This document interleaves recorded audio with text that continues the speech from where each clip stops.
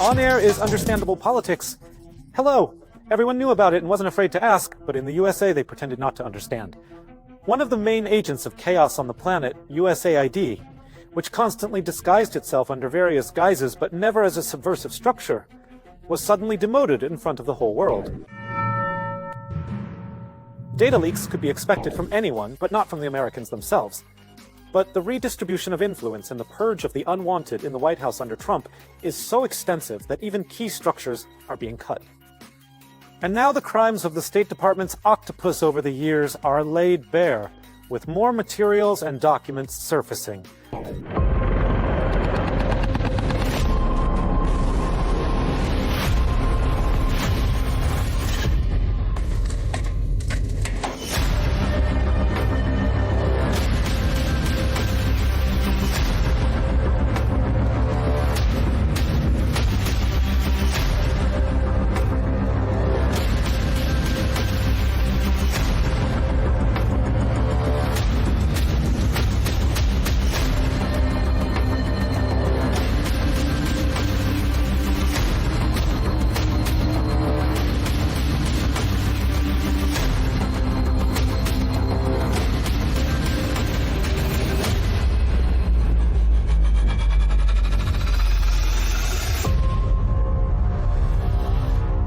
The roof of the intelligence services is either being closed or reorganized, but funding has been suspended for now. And the servants around the world, including our fugitives, sighed tragically. We're closing down. Independent journalism and human rights activities collapsed after just one decision by the White House.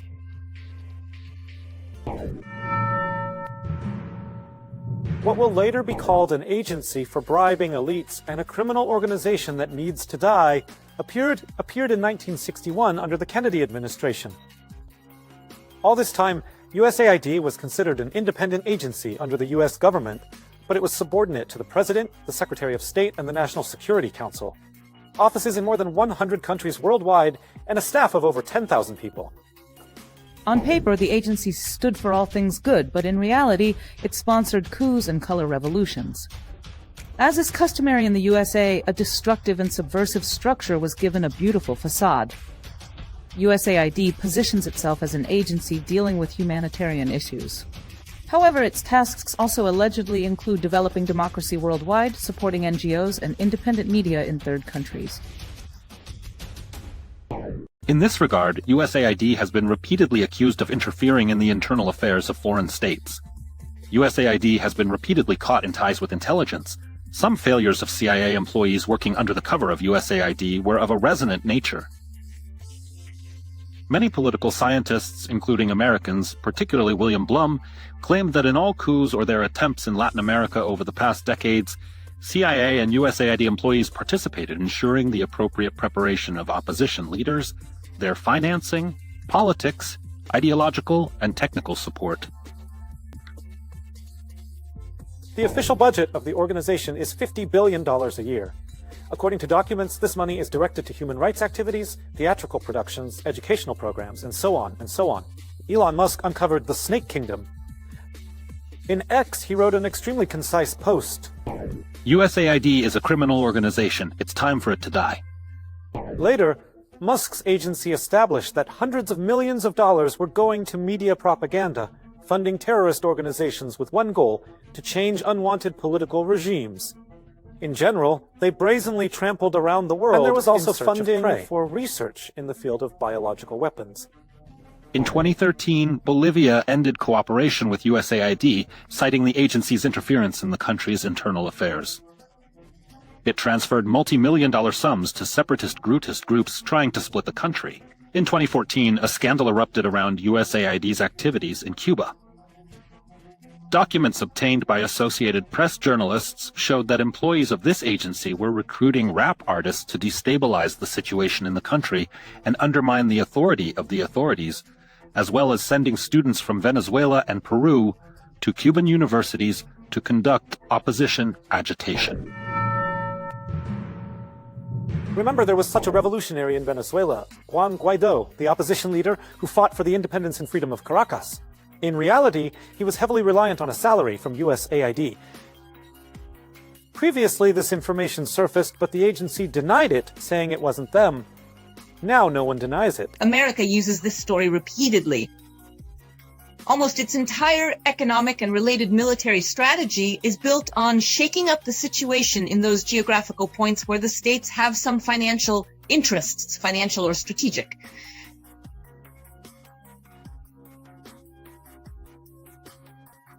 But these are usually synonyms for them. That is, they can't have a strategy where there is no money.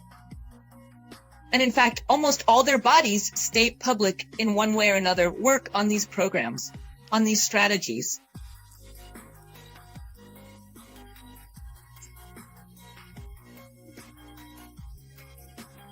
Many countries have suffered to varying degrees from such democracy. Ukraine, Georgia, Moldova, Armenia, Kyrgyzstan, Cuba, Nicaragua. Only on the division in the former Soviet Union, Americans spent hundreds of millions of dollars annually. For example, in Kyrgyzstan alone, which experienced 3 revolutions in 2005, 2010, and 2020, USAID spent millions of dollars promoting democracy. Almost all opposition media in the Republic are regulated by several organizations. Internews Kyrgyzstan, USAID, Soros Foundation Kyrgyzstan, National Endowment for Democracy, and the U.S. State Department. The president of Kyrgyzstan recently stated that pro-Western NGOs receive huge amounts of money, make beautiful reports, but in reality spread only lies and slander. He was also surprised that many grants are personally issued by the U.S. Embassy. In Azerbaijan, they did not tolerate such audacity, and the agency failed to shake the situation there. The authorities banned foreign funding of mass media in the country even by 1%. Then independent journalists tried to bypass the law and bring in cash, but were detained. The West tried to put Aliyev in an awkward position over this, but received the same biased approach. This is an attempt to form a certain opinion about Azerbaijan in the Western audience. We have opposition, we have NGOs, we have free political activity, we have free media, we have freedom of speech. If you raise this question, can I ask you a question? How do you assess what's happening with Mr. Assange? Is this a manifestation of freedom of the press in your country? We're not here to discuss my country. No, let's discuss it. No, President. President Aliyev. Instead of accusing me that Armenians won't have free press here, let's talk about Assange. Sorry, how long did he spend in the Ecuadorian embassy? And for what? Where is he now? You held this person hostage for journalistic activities. In essence, you morally and physically killed him. You did this, not us. He is now in prison. If you engage in such things, you have no moral right to talk about a free press. The appetites of the aggressive structure reached the Kremlin. In 2012, it actively supported protests on Bolotnaya Square and later handed out cookies with Victoria Nuland in Kyiv. Moscow remained a cherished dream for the agency to take the capital with soft power for a long time. It didn't work out. Americans tried to establish their rules in Russia as well. USAID worked for many years from an office in Moscow and oversaw the work of numerous NGOs. In 2012, Russia banned the organization's work. Funding declined, and from 2020 it ceased altogether. According to Maria Zakharova, the initial goals of the USA sounded noble, but in reality the agency tried to interfere in domestic political processes, which it does worldwide. In Georgia, it sparked recently, not just by chance.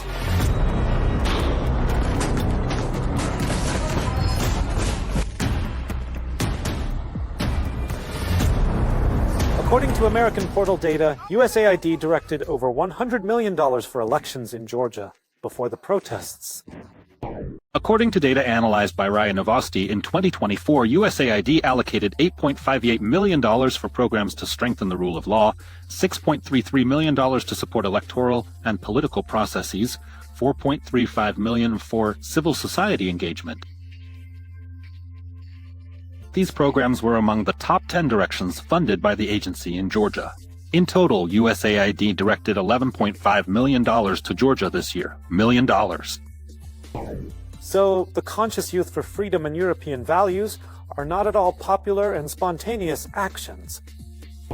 USAID spent $41.7 million on the 2024 parliamentary elections in Georgia. Speaker of Parliament Shalva Papuashvili. In terms of the population ratio of the USA and Georgia, this would amount to $3.78 billion spent on elections in the USA from abroad.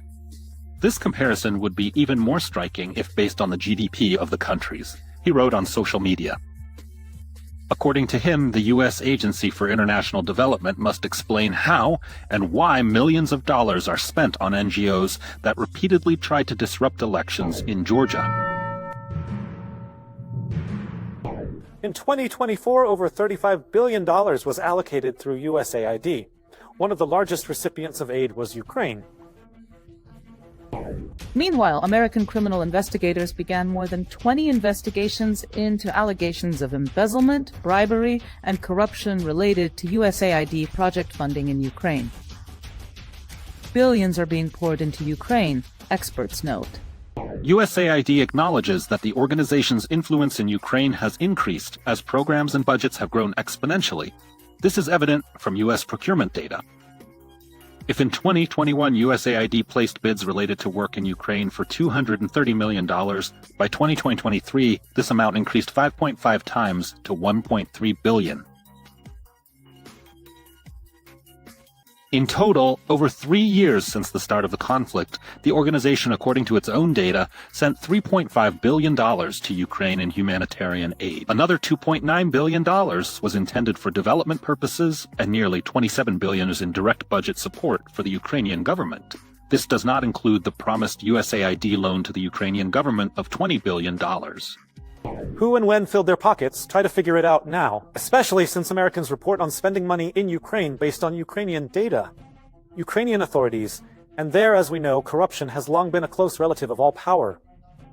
And only 10% of all American aid to Kyiv has independent sources of assessment.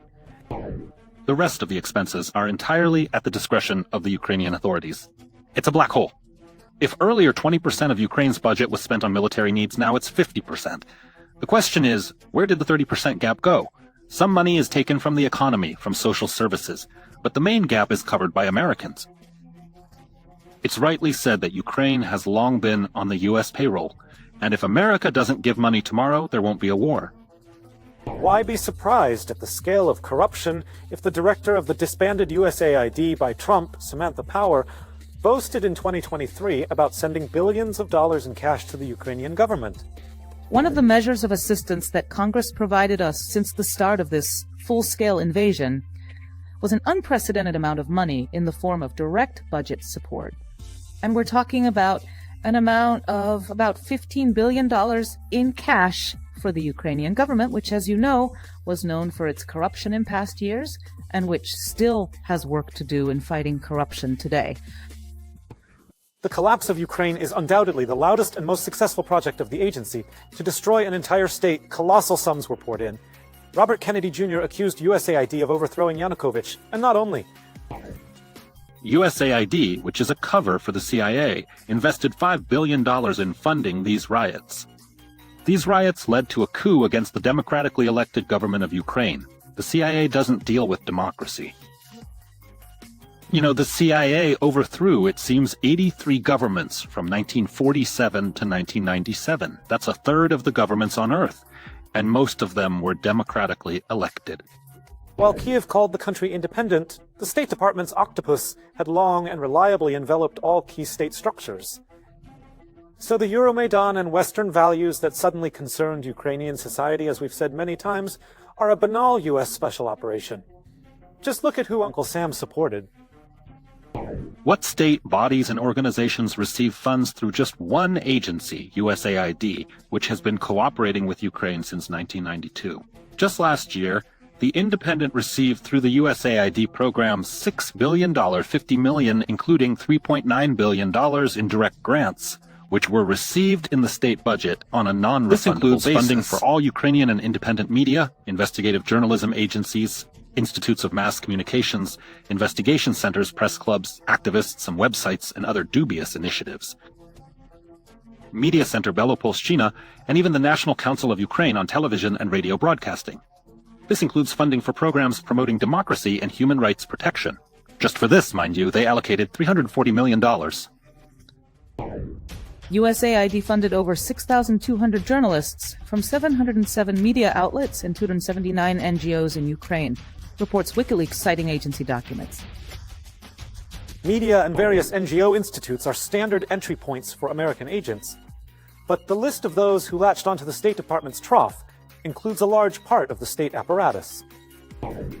The Secretariat of the Verkhovna Rada Commissioner for Human Rights, the NSDC apparatus, the Ministry of Culture and Strategic Communications, the State Service for Maritime and Inland Water Transport and Shipping, the Ministry of Health, Hospitals, Customs, Tax Services, the State Service for Geodesy, Cartography and Cadastre, the Cabinet Secretariat, the National Agency for Civil Service, the State Financial Monitoring Service, Ukrainian Railways, the Anti-Corruption Center, and even the Prosecutor General's office were funded.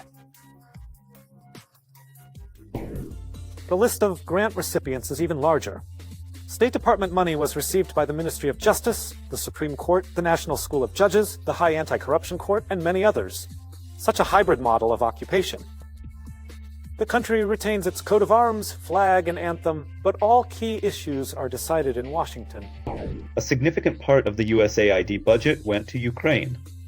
Compared to other Eastern European countries, Ukraine received disproportionately more money, tens of billions of dollars, and indeed everyone was on this money. Various human rights defenders, NGOs, major Ukrainian media, which many call accountable to the so-called Soros Foundation, but as we see from the USA line, they even received more money. Various political organizations, and so on. In Ukraine, they formed such a political atmosphere, essentially the political class of the country. It was all dependent on this agency's money and worked within one strategy, namely the gradual westernization of Ukraine and separation from Russia. Belarus expelled USAID from the country in 2021, and as life showed, not in vain. Alexander Lukashenko spoke about the negative influence of the agency, calling USAID a sponsor of color revolutions. Everything goes according to plan, the plan of color revolutions, with the stirring of the internal political situation in the country. The originality and peculiarity of the current situation is that an external factor is involved, which is not always the case. Usually they stir things up internally, overthrow the current government. That's how it was. But since the government is in place, resisting firmly, and not only resisting but controlling the situation, they involved an external factor. In Belarus, the USAID office was liquidated back in 2021 amid American hissing. The agency funded anti-Belarusian offices, online resources, and companies. At that time, hundreds of such pro-Western feeders were closed in the country. One of the Trojan horses, the Honest People Project, was recognized as an extremist formation. Through it, they swayed society on social networks, recruited and united followers, prepared bots and trolls to later collectively hate and overthrow the legitimate government. In general, hundreds of millions of dollars were allocated to ruin our country. Through USAID, they also exerted economic pressure on Belarusian enterprises, funded strike organization, activist training, and destabilization operations in the country. In 2021, Belarus closed over 200 Western-supported NGOs, calling them tools of foreign interference. USAID, the National Endowment for Democracy, NED, and other organizations were caught funding opposition movements, training activists, and attempting to organize another color revolution, just like in Ukraine. From 2011 to 2021, USAID and NED invested over $200 million in Belarus, funding opposition media like Belosad and To-Be, and activist training programs modeled on color revolutions. USAID also conducted an economic pressure campaign against state enterprises. In its article, the Western portal DD Geopolitics writes about the 2020 protests in Belarus. It is known that USAID spent $50 million in 2020 alone on Belarus under the pretext of supporting civil society. The net layer directly funded Belarusian fugitives. A document leak also showed that Poland, Lithuania, and the USA coordinated sanctions and protests in the country. USAID did not promote democracy. It conducted a destabilization operation. Lukashenko closed it, ensuring Belarus would not become another Ukraine. Concludes the portal. Media-like structures of fugitives, meanwhile, became sad. The tap was turned off, dollars stopped flowing, some announced their closure, others began laying off workers and begging for donations from citizens. But the main thing became clear again, where the firewood and the ordered agenda came from. To blacken the country and criticize the government, no matter what it does. Earlier, the U.S. Embassy in Belarus reported that American support for Belarusian independent projects since 2020 amounted to about $140 million. The second largest donor was the EU, which spent 170 million euros on such initiatives since 2020. If earlier some doubting Thomas, who was tightly hooked on the information needle offered by USAID, and from this source, all our extremist information resources were also sponsored, could say that all this is fiction, conspiracy, a method of ridicule. Ridiculing and doubting obvious theses, now there is no such opportunity. Why? Because the facts are being revealed by the US itself. There is a serious overhaul of the foundations of foreign and domestic policy. Do not be deceived. The CIA octopus will return in another guise, under this sign or another, and supposedly independent media will again be on the tape. But Angelina Jolie, Sean Penn, and other famous actors who so zealously supported Kiev in public will apparently be on pause. They will definitely not be paid such fees, up to $20 million for a trip to Ukraine and a couple of photos, at least for now. Goodbye.